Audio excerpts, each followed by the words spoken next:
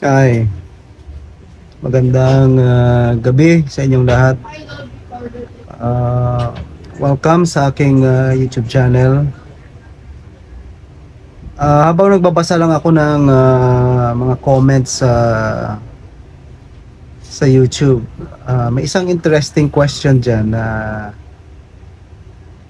nakita natin na parang magandang i-discuss, no?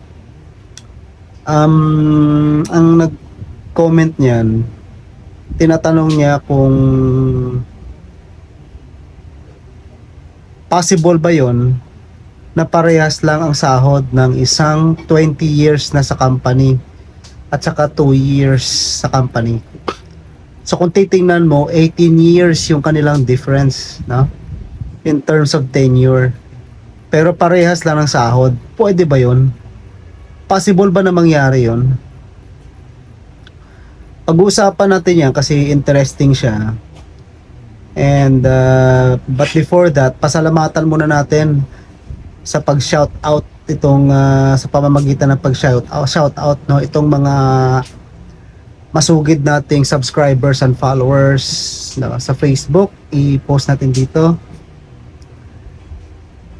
Ayan. So marami na yan kaya hindi ko na maisa-isa, no. Anyway, maganda ang topic in a sense na parang kung titingnan mo, napaka-theoretical, napaka-unrealistic, no. At saka kung titingnan mo at a certain point ng sagot, napaka-absurd, no. Pero pag diniscuss natin mamaya yan, it's possible. But before we proceed, guys, alam ko namang nabanggit ko na sa inyo to, yung rules natin pagdating dito sa panonood ng aking video sa YouTube channel. I just want you to be aware, no, of the rules natin. And the first thing is hindi ito entertainment channel. So if you expect something na ma-entertain kayo, please go. Leave now, go to other videos na matatawa kayo, maaaliw kayo. Kasi ito puro batas ang pinag-uusapan natin dito. And another thing is when you comment dito sa YouTube or sa Facebook, you are waiving your privacy, no? Kasi yung pangalan ninyo, yung handle ninyo, yung account name ninyo, makikita yan kasi lalo pag na-reply yan na or na-discuss natin. So, nasa YouTube rules natin yan. Basahin nyo na rin. So, panoorin nyo muna natin YouTube rules nandito.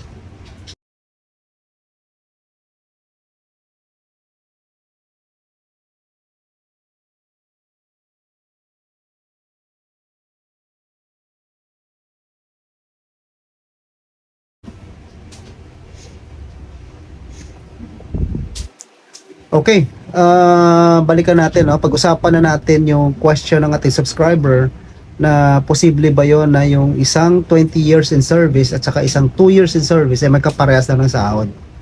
Ang sagot ko dyan, yes, pwede yan na maging parehas ang kanilang sahod. Kailan nangyayari yon? Kung ang iyong kumpanya ay maliit lamang at puro minimum wage lang yung ibinibigay sa mga empleyado, then that is really possible. So sasabihin na natin halimbawa na si A tsaka si B. Si A ito yung 20 years in service, tsaka si B yung 2 years in service. So let's go back 20 years from today. Sabihin na natin na ang minimum wage niya noon ay 100 pesos, no? 20 years ago. Sabihin na lang natin, hindi ko na-check pero sample lang. 20 years ago, 100 pesos ang kanyang daily minimum wage, no?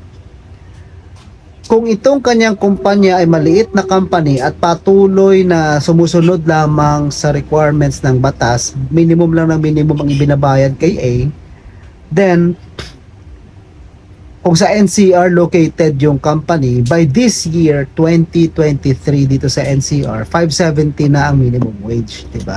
So ganun ang pinrogress ng kanyang sahod mula sa 100 pesos 20 years ago to 570 pesos this year, today. Diba? So tumaas ng 470 pesos for the past 20 years. Again, ang company niya maliit lang, nagko-comply lang sa minimum wage. So every time na may new minimum, ina-adjust yung sahod niya. So after 20 years, naging 570 ang kanyang daily minimum wage. Now, here comes B. Dumating 2 years ago from today. 2 years ago from today, ang 537 ang ating minimum wage sa NCR, no? 537. So dahil that time naman, nagko-comply lang din itong company sa minimum wage. Si A lalabas 18 years ago, 537 din yung sahod niya. Parehas sila nito ni B. 'Di ba? Kasi puro minimum lang naman ang binibigay ng company. And back into this future time, parehas din sila magiging 570. Kasi puro minimum lang naman ang binibigay ng company kasi hindi naman pwedeng mag-below minimum dahil bawal din sa batas. 'Di ba? So si A and B today parehas na tatanggap ng minimum wage. Ang pinagkaiba, si A 20 years na sa company, si B 2 years pa lang. Pero parehas sila ng tinatanggap na sahod, which is 570 pesos per day, the minimum wage. Ang tanong, bawal ba sa batas yan o hindi? Or may nilabag ba na batas ang employer niya kung ganyan ang ginagawa o wala? Wala. Walang nilabag na batas ang kanyang employer. Alam mo kung bakit? Kasi nag-comply din siya sa minimum wage eh. Wala namang nakalagay sa ating batas na kapag 20 years in service ka, dapat iba ang sahod mo sa 2 years in service. Ang sinasabi lang sa batas natin, sa Wage Rationalization Act, RA 6727, as long as nag-comply ka sa minimum wage, okay ka naman. 'Di ba? Ang masama yung hindi ka nag-comply. So tanong, itong company ba ni A at ni B hindi nagko-comply? Nagko-comply. So, wala siyang nilabag na batas. No? So, wala kasing batas na nagsasabi na pag-ibahin mo yung sahod ng 20 years in service and 2 years in service. Walang ganun. Now, ibahin natin ngayon ang kwento. Halimbawa, itong company, meron siyang salary scale. Pag sinabi mo kasing salary scale, ito yung mga kumpanya na nagbibigay ng sahod sa mga posisyon na nabilong sa magkakaibang levels, no? Tapos sabihin natin na maliban sa meron siyang salary scale, ay meron din siyang policy na may merit increase annually, annually. So sabihin natin sa salary scale nakalagay kapag ang isang empleyado ay level 1, ang kanyang hiring rate ay minimum wage. So sabihin natin today 100 pesos, 570 pesos. Pag na-regular siya, madadagdagan ng 100 per day. So magiging 670 pesos na per day. So ganun halimbawa, no? Sa level 1. Ngayon, kung si A halimbawa ay na-hire 20 years ago, no? 20 years ago, ang minimum wage sabi natin 100 pesos. Pag nung na-regular siya, naging 200 pesos na yung kanyang sahod. 'Di ba? So on and so forth, no? Kung susundan natin yung ganung pattern na by the time na halimbawang nakasampung minimum wage increases, malamang umandar na, no? Umandar ang sahod ni A,